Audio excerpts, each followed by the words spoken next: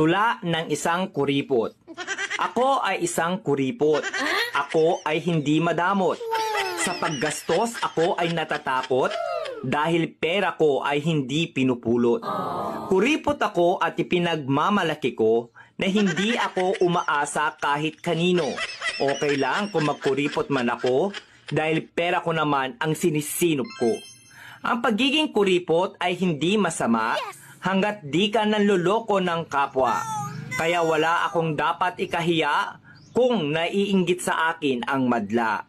Kuripot man ako sa inyong paningin, kinabukasan ko ang aking iisipin.